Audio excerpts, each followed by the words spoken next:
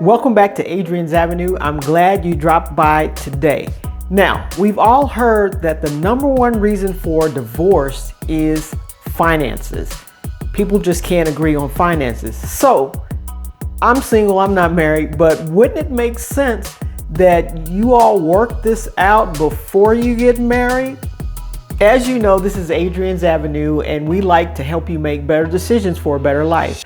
And that's what we hope to do for today, because I truly believe that your daily decisions decides your destiny.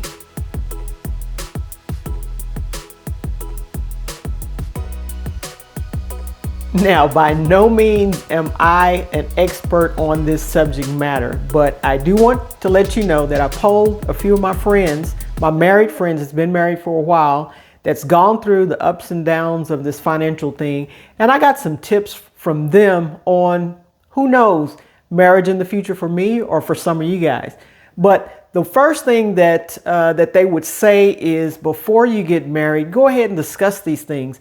Don't wait until you say I do and then let it come up then. And if you're going through marital counseling before, this should come up with the people that are helping you get to the altar. But one thing that they all said is to have open, honest conversation before you say I do. Just lay all cards on the table.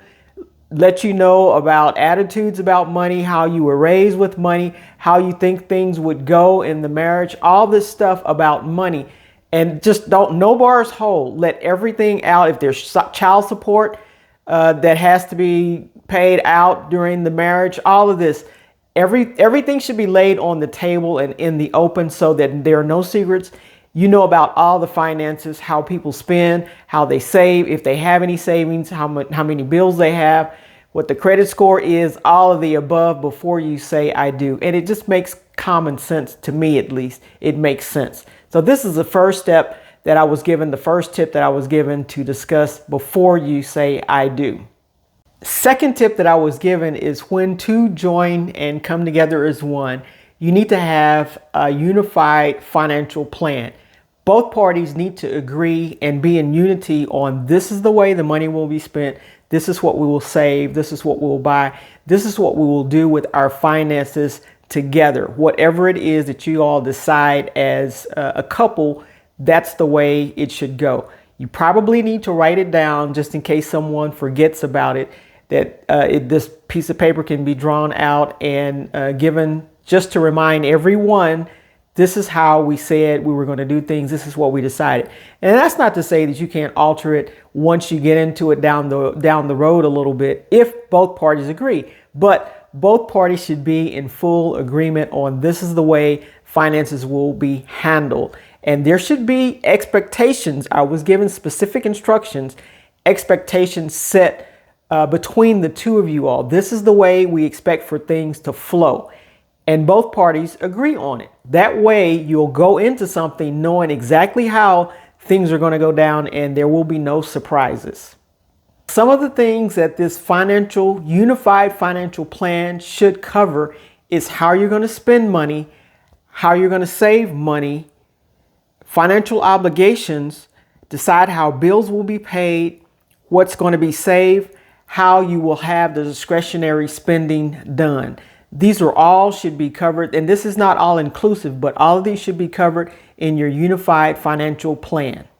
The next tip I was given, and it makes good sense, is to get on the same page about the financial, who will play the part in writing the checks, who will play the part in saving the money or depositing money, looking over the finances and that type of thing. And it would go on either your strengths and your abilities to do this and how much free time you have.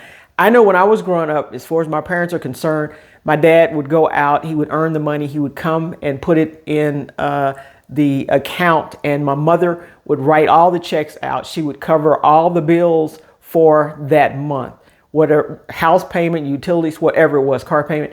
She'd write all the checks out. So she would know exactly how much was in the account, and then she would be responsible for writing those checks out. I never saw my dad write any checks out unless it was something for like an auto part or something like that. Most of the times he would go to my mom and say, look, I need a check for whatever. And she would have the checkbook and write it out. I don't think my dad even has a checkbook. So she would cover all of that and have the checkbook. This is old school. I'm not sure how the couples do it today, but there should be someone responsible with the available time to do this. That makes make sure that things are not missed. Nowadays in times, you can automate this stuff, but there should still be someone responsible for making sure that there's money in the account and these automations are happening like they should be happening. And so there's no surprises, there's no late payments, none of that, because there should be one person designated for that. Both people can drop the money into the account, but someone should be responsible for that. You can have a checks and balance. If one does it, the other one can check it and have access to the account to see what's going on. But make sure you have that person that's responsible for doing that on a monthly basis. Now, before you get married, hit that like button and that subscribe button so that you can stay up to date on the latest information as it becomes available to you. And make a comment. How are you doing it with your spouse? The next tip I was given is have discussions on your financial philosophies. And I'm not going to get into an argument on if money should be put together in one account or have separately, or put some of it in one account and each have it separate. Each person have their own separate accounts, or I'm not going to get into that argument. You do it the best way you can and the way that you two agree on, whatever that is. I've heard changes from putting all the money, everybody puts all the money, or the couple put all the money in one account, and it's a joint account for both of them, and you only have one account. There are no other checks, there are no other accounts, nothing like that. And then I've heard the argument for putting a certain amount, a percentage in one account to cover all the household needs, and then the couple having their two separate accounts to do discretionary spending as they see fit.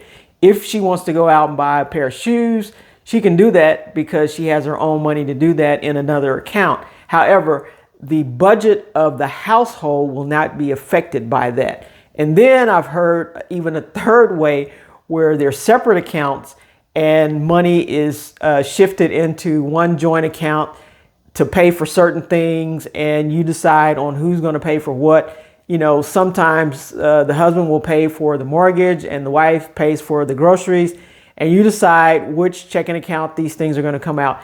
It's really can get real complicated if that's what you want to do. But what I'm saying, whatever you decide, because I'm not going to bring up that argument of which way you want to do. I know some people that get on, YouTube, they have a certain way that this is the way you do it and there is no other way to do it.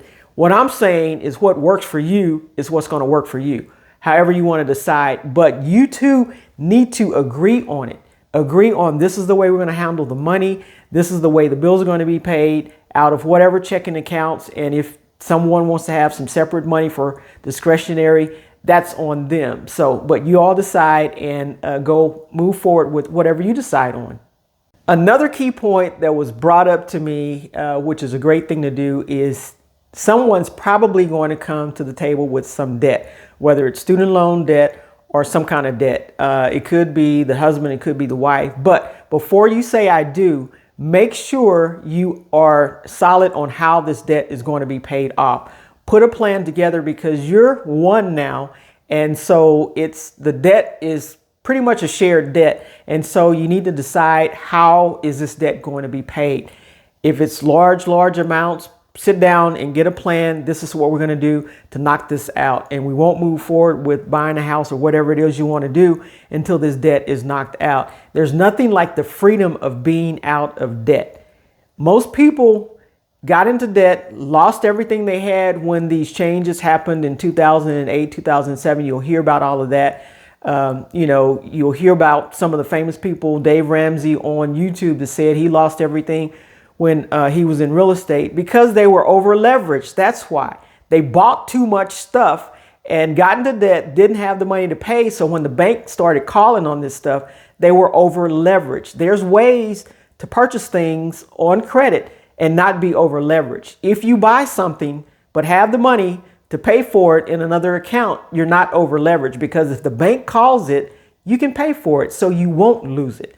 Being over leveraged is very risky, and that's what most of these people did. So it wasn't just some simple debt that they had the money to pay it off. No, they were over leveraged, big time over leveraged. And when they called, they didn't have the money to pay. So make sure you come in with a plan. Whoever has all this massive amount of debt or a small amount of debt, come in with a plan how you as a couple will get it paid off. And last but not least, seek financial counseling before you get married, either through your marriage counselor or go to a financial professional and seek help with this, because it just makes sense. Since this is the number one reason people get divorced, go ahead, get this covered before you say I do.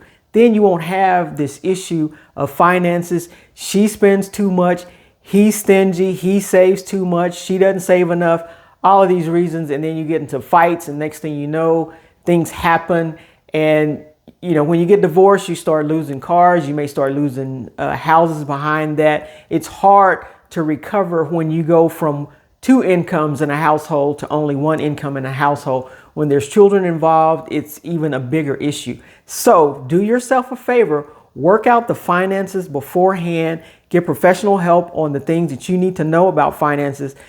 People that's been married before, seek their professional advice to see how they handle it, how did they stay married so long, what happened in their relationship, that this was not the number one reason that they got divorced, they stayed together. Not everybody's getting divorced, but for the ones that do, this is the number one reason. So it makes sense. Get this covered and be happily ever after married. See you in the next video.